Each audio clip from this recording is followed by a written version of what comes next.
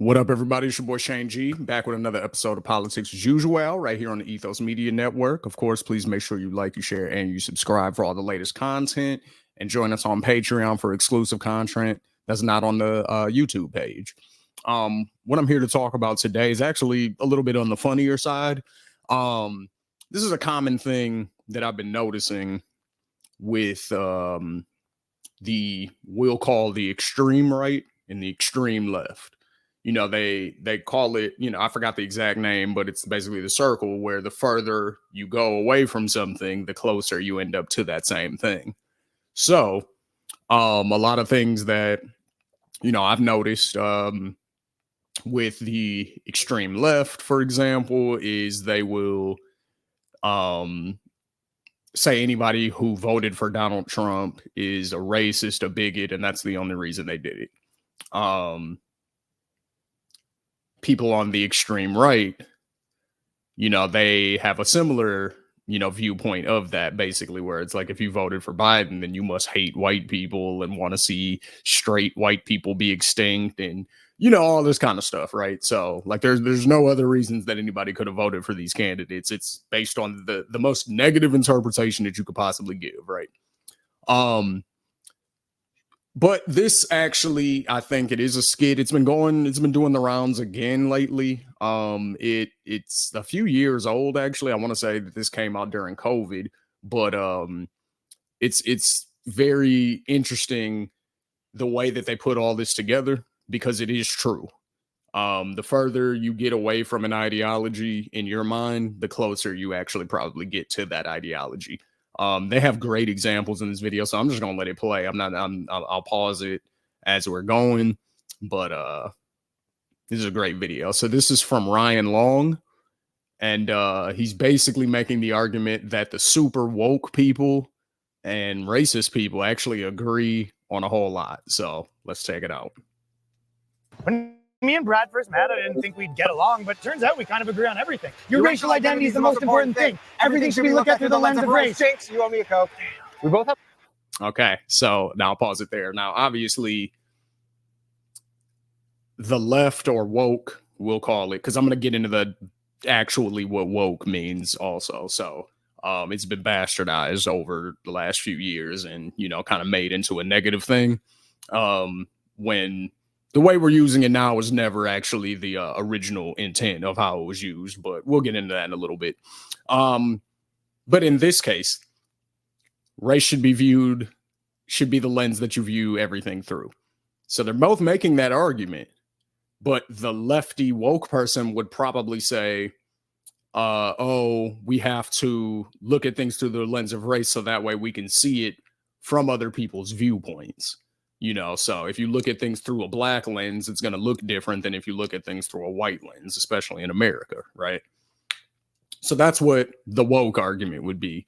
The racist argument would be, you have to look at everything because we're different, so therefore we can't treat everybody the same way. You have to look at it through the lens of race in order to determine how you move around these people. So I would argue that they do come to different conclusions, but the crux of the argument is the same. Look at everything through the lens of race. Have a lot of opinions about people of color, even though we barely know any. I say colored people, but as long as we're classifying them, we both. There you go. See, that's another one. And I've actually made this argument before, or I've actually asked this question before. What's the difference between people of color and colored people? When you put it like that, you know what I mean? The woke guy says people of color. The racist says colored people. What's the difference? The argument is that you're putting the emphasis on the people and then the attribute that they have, versus focusing on the attribute and then labeling them as people secondary. Now, sure, that's a language distinction that you can make. I don't think it really means anything different. I think colored people and people of color is the same shit. And the reason why I say that is because it's a way to lump every group that is not white into one group, as if we're all the same. My experience living in the Detroit area, Arabic people, Chaldean people, first of all, let's start there. They're both Middle Eastern groups. and they're not the same as each other. They might have some cultural similarities and things of that nature, but they don't speak the same language. Arabs speak Arabic, and Chaldeans speak Chaldean. I believe that is its own language. Chaldeans are Catholics. The majority of Arabs are Muslim. So there's already going to be differences and just that similar of a group. And then expand it. Now you include black people. Black people and Middle Eastern people don't have that. Black Americans, let me be specific. Black Americans and Middle Eastern people who are culturally Middle Eastern don't have that much in common. Okay, let's expand on that. I live now in Arizona. A lot of Hispanic people. Are there cultural similarities between Mexican Hispanics, which is mostly who I live around, and black people? Yeah, there's some cultural similarities. There's also a lot of differences. You know what I mean? So the fact that they try to lump everyone, it's basically white and non-white. That's essentially the argument. Whether you call the non-whites people of color or colored people, you are lumping them all together in one group as if they're all a monolith. Black people by themselves aren't even a monolith. There's black Republicans, there's black liberals, there's black people like myself who don't really have a label, but you know, if you go issue for issue, more on the left for sure. You know, and that's just even within my own family, we have disagreements and debates based on politics. So extrapolate just my family amongst the whole black population. Of course, everyone's not going to agree. And then you add in Hispanics, and then you add in Arabs. Like, no, they're not all the same. So people of color, colored people, is the same shit to me. Both think minorities are a united group who think the same and act the same. And vote the same. You don't want to lose your black card. Sorry, I don't know. I just think we should roll back. See, right there. Now, this is actually funny, so I'll roll this back a little bit.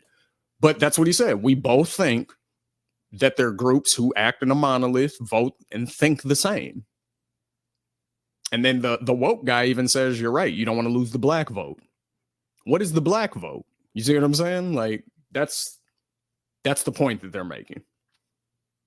Even when you try to be woke, you sound a lot like the racists. Roll back discrimination laws so we can hire based on race again. Jinx, now you owe me a coat. Now here's that argument. They're saying roll back the discrimination laws so that we can hire based on race again. The woke people, I assume, would be, let's reinstitute affirmative action to make sure that people of color and women and handicapped people and, you know, all the different, you know, trans people, all the different minority groups that are, that face a level of scrutiny in society, affirmative action would help those people be able to, you know, get jobs, get housing, things like that. So that's what the woke interpretation of rollback discrimination laws so we can hire based on race again means. The racist one obviously means the opposite of that, meaning roll back the discrimination law so we can hire based on race. So if I only want to hire white people, there's no law that says I have to hire anybody else. So again, different conclusions, same premise. And when they just speak without all the extra clarity, which a lot of times they're not afforded the opportunity to do, you know, because if you're just in a quick 5-minute conversation, you may not have the opportunity to list out all of these points to actually prove your case. You know, that's why they say first impressions, you know, like it's hard to change a first impression. So if you just say something like this without any explanation, it's easy to interpret it as either, you know, a woke person saying it or a racist person saying it. It just depends, you know, on if you have time to listen to their explanation or not afterwards. Okay. Hey, tell them what you told me yesterday. White actors should only do voices for white cartoon I've characters. been saying that for years. Stick to your own. Us white people, we have so much privilege. I agree. It is a privilege to be white. See, so again, again, it's the same thing. Now, I did a video on this channel explaining what white privilege is. But again, look at the way that they just spoke on that, right? So we have so much white privilege, and then the racist guy says it is a privilege to be white. If we heard more people actually acknowledge that it's a privilege to be white, I don't think you would hear so much conversation about white privilege because it would already be acknowledged. You know what I'm saying? But a lot of people don't want to acknowledge that it's a thing. So that's kind of why the conversation keeps going, because it's like, well, until you even believe that it's real, we're never going to be able to get past it. You know, or we're never going to be able to fix any issues until we can even admit that there's a problem to begin with. So that's kind of what that is. The white voices should only play white characters.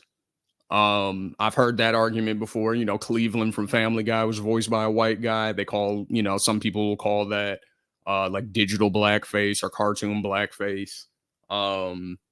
You know, I've heard that argument too. But then when you hear it reversed and the racist says, you're right, we should stick to our own, that sounds bad now, right? Now it sounds bad when you say it like that. But when you say, when you only speak about white people and just leave it there, it doesn't sound as bad in American society and in the context, you know, of a like racial conversation. It doesn't sound as bad. But then when you extrapolate on that thought and you think, okay, well, then that means black people can only play black actors, Indians can only do Indian voices, et cetera, then you actually reach the conclusion of the racist, which is we should all stick to our own. So again, same premise. Maybe you get to a different conclusion, but you got to be careful about how you lay these premises out, because it's very easy to sound racist when you're woke, or vice versa. If you don't want to be woke and you'd rather be the super extreme right wing guy, well, be careful. You, excuse me, you might end up sounding woke on accident. Asking about interracial dating. All I said is that black men who date white women have internalized racism, and white men that date ethnic women are fetishizing them. Guys against interracial dating now. Like, am I being pranked? Did Boomer? See, and that's another common thing. I, as a black man, if I date a white woman, that means I hate black women. And I, as a, as a black man, I'm only allowed to date black women. Otherwise, I have an internal hatred for myself. And white men who date ethnic women, it's purely because they're fetishizing them, and it's not because they actually love them or want to, you know.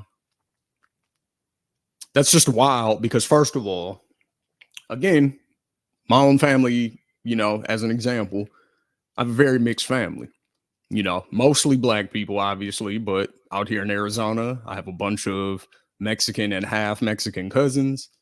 In Michigan, I have some half Chaldean and half black cousins. And then I have a bunch who are mixed with various forms of white. You know what I mean? Some of my cousins were actually born in Luxembourg, Germany. So like, and their mom still has an accent and everything. So it's like they're from there. Whereas, you know, the other ones are just American white people that they married or whatever. But I love those people, and it would be weird to not have them in my family at this point, especially after years and years, you know? So it's like, what do we want? Do we want for everything to kind of eventually be blended and all the cultures to mix, and, you know, everybody to judge everybody just based on, you know, their character traits and how they actually treat people and how they act and things like that? Or is it more so based on, oh, you're black, so therefore you automatically have more in common with other black people? Like, I can tell you from personal experience, that's not always the case. You know what I mean? There was a period in middle school where I didn't fit in with the black people around me at all. You know, I had to consciously make some changes about myself and about the way I dressed and the way I spoke and the music I listened to. I had to like consciously make effort to change who I was to fit in with the black people that were around me. Because at the time, up until pretty much, you know, like 7th grade or so, I went to school with mostly white people. Like from 2nd grade all the way to 7th grade, it was mostly white people. Like there were very, very, very, very few black people that I could interact with outside of the weekends when I would go visit my cousins and stuff like that. Right. So of course the mannerisms and things that I pick up on are going to be more adjacent to the majority of how white kids acted at the time, because that's who I was around. So I'm into skating. You know what I'm saying? I'm into rock music. I'm into, you know what I mean, going to Hot Topic to get my clothes and shit like that. You know what I mean? That's what it was in 6th and, you know, halfway through like 7th grade. Because that's who I was around up until that point. And then I started seeing more people that looked like me, how they acted, how they, you know, got down, like what their families were like, all of that kind of stuff. And then eventually I was sort of able to like assimilate to that crowd.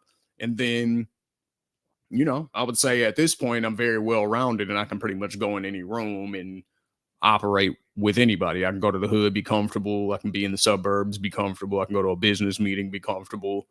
You know, it doesn't really matter the environment you put me in. I can speak to whoever's around me. But there was a time when I was uncomfortable with that, you know? And so yeah, that's why I asked, like, what do we want? Do we want segregation or do we want desegregation? Because desegregation means everybody mixing with everybody. So therefore, you're going to have some white guys that date black women. You're going to have some black men that date Spanish women. You're going to have some Spanish women that date Asian guys. You're going to have some Asian women that date Indian men, et cetera, et cetera, et cetera. Is that a good thing? I think so. You know, but if you ask some woke people, they're going to say that, oh, no, you must have some internalized hatred about yourself if you don't only date black women. I don't think anybody would say that about me, and I've dated all across the spectrum. You know what I mean? I've dated Hispanic, I've dated black, I've dated white. You know, so it's like, I don't know. I dated you know, Middle Eastern. I had a Middle Eastern girlfriend for a little bit. Well, she was from Africa, but she was from Egypt, you know, so she had the aesthetic of more Middle Eastern rather than African, but you get what I'm trying to say. So at the end of the day, I think it's a good thing for everybody to kind of mix and blend and share culture and all of those things. So Who put you up to this? Oh, you know that taco place is white owned? White people should be making white foods like Kraft macaroni and cheese, no seasoning, not even salt. It's like he's a mind reader. I mean, I've been pushing for segregation forever, and my man does what? I created an improv comedy show exclusively for ethnic people. Guy segregates comedy on my birthday. White people need to stop wearing dreadlocks and they need to stop appropriating black people's music. Shaved heads and country music, the way God intended. You know all white people are racist. I'm listening. Even if you have a black wife or a black friend group, you're still really racist. You know, we just kicked the guy out of the organization for having a black girlfriend, but if you can promise me he's still really racist, we'll consider letting him back in. Black people should only shop at black businesses. I guess the only thing we really disagree about is I think white people are the root of all evil. But what did I tell you, though? If we can narrow that down to a certain group of tiny-hatted white people, I think we can come to an understanding. Technically, I don't consider Jewish people white. Neither do I. all right. So you get it. You get it. Now, obviously, again, this is comedy, and obviously this is, you know, exaggerated to a degree. But is it really, though? That's kind of the thing. Is it really exaggerated, or is this really what we're seeing society turn into? Honestly, based on a lot of conversations I have with people, this is what society is turning into. It's turning into everyone is racist. Everyone is viewing everything through race. Everyone does make race the most important thing about yourself and all of that. Or your identity as a whole, I'll say. It's not always about race. A lot of times it's gender identity, you know, things like that. But it's always identity specific. It's always whatever you identify as or whatever group you belong to is the most important thing about you. And it's like, I don't feel that way, you know? Especially when we're talking about individuals.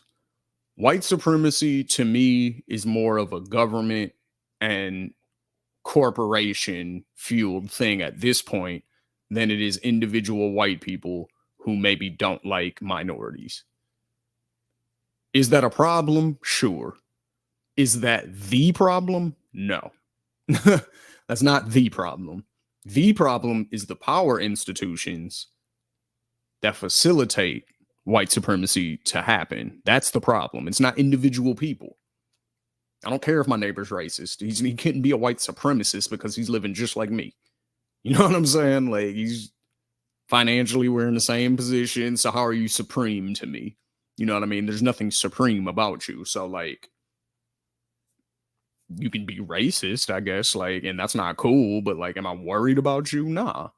I'm more worried about if my boss, who is like a huge, Jordan Peterson fan, if Jordan Peterson starts spewing certain rhetoric about race and things like that, how that's going to affect me, because my boss listens to what he says and takes his words. You see what I'm saying? It's like, that's how it would affect me. I don't care about the dude at the corner store who doesn't like me. Whatever, dude, just sell me my Rellos and let me go. You know what I'm saying? Like, I don't care what you think, bro. But like, again, if I'm trying to get a job or I'm trying to get a promotion, and somebody who's not just somebody who voted for Trump, but somebody who is a Trumper, which there's a difference. Let's be clear. Somebody who voted for Trump and a Trump supporter are two different things. So just because somebody, but if you're a Trump supporter, then I am going to look at you different. Like if you wear the MAGA hat and you have Trump flyers on your walls and posters and this type of stuff, if you got all that going, I feel like I'm able to make a distinction there between somebody who's just like a Republican and wants lower taxes and wants the border more secure and, whatever. Maybe they're anti-abortion, stuff like that. I can distinguish that versus somebody who was one of the tiki torch whites, as Dave Chappelle put it. You know what I mean? There is a difference there, So it's the same thing with Biden voters. You know what I mean? Everyone who I know who voted for Biden doesn't support Biden. They just thought he was a slightly better option than Trump. But what I want to get into now actually is I do want to define woke and why I don't even like the word anymore. I never really liked the term, honestly, just because it was never in the context that I've always heard it used in modern times. It does not match the context of what the original meaning is, which is how Black people used it. So let's bring up that definition. Okay, so what does woke mean? Before you fight over the word woke, learn its surprising musical history. So opinion, woke has been hijacked by white people on the left and the right. It's a great American word that should be restored to its original meaning. What is that original meaning? Let's check it out. Someday, when the cultural movement that many have called the Great Awakening is finally mercifully over, Americans of all races should fight to give African Americans their word back. This is written by a white person, by the way. Less than 10 years ago, woke was a word so deeply layered with history and meaning it could evoke years of pain suffered by descendants of slaves living in Jim Crow America. You don't have to be African American, however, to feel its history. The word woke is seminal to our larger culture in ways most of us have never understood. It's one of the great words in American English, and it should be preserved in its purest form. Trump and DeSantis battle over woke. At the moment, it is being hijacked by politics, first by white liberals, then by white conservatives. The word woke is igniting a family spat within the 2024 Republican primary for president, pitting Donald Trump against his former apprentice, Ron DeSantis. DeSantis, the Florida governor, uses the word frequently to describe an ideology steeped in identity politics that has taken over our universities, media, large corporations, medicine, arts, entertainment, and sports. Trump argues that he doesn't use the word. I don't like the term woke because I hear woke, woke, woke. It's just a term they use. Half the people can't even define it. They don't know what it is. There's a good chance none of us would know the word today had the Library of Congress not set out in the 1930s to preserve American folk music in the South. That project took library activists to Louisiana, where they discovered a little-known African-American blues singer named Huddy William Ledbetter, or Leadbelly. The archivist recorded on aluminum disc Leadbelly had his 12-string guitar, preserving what would become the greatest blues standards, such as Cotton Fields, Goodnight Irene, and Rock Island Line. Everybody's heard Goodnight Irene. So basically, he's the guy who created the word. He used the word, and now this is the original meaning right here. This is the paragraph I wanted to get to. As Huddy Ledbetter used woke, it meant that when you're a black person traveling through a deeply racist state such as Alabama, you need to know what you're dealing with, a highly refined form of evil. Stay awake, stay awoke, be aware of your surroundings. That's what woke means. That's what woke means. We don't even have to read the rest, really. because we know how it got hijacked. We know that everybody uses it now, just like the Ron DeSantis definition is. It's basically all identity politics. It's the first video that we were looking at. It's everything should be viewed through the lens of race. White people are just evil based on the fact that they lack melanin and no other. That's it. You know what I'm saying? So just by virtue of being born with less melanin, you're automatically evil. Black people who date outside of their race hate themselves. Like, that's woke now. That's never what woke meant. Woke meant what we just read, which is, hey, black guy, if you're traveling through a super racist area, you need to be careful and stay awake and be aware of what's going on. Stay woke. That's what that meant. Now it means you like gay people, or you know what I'm saying? Like, that's what it means now. Like, you're cool with gay people, you're cool with trans people, you're cool with other races. That's what woke means now, but that's never what it meant.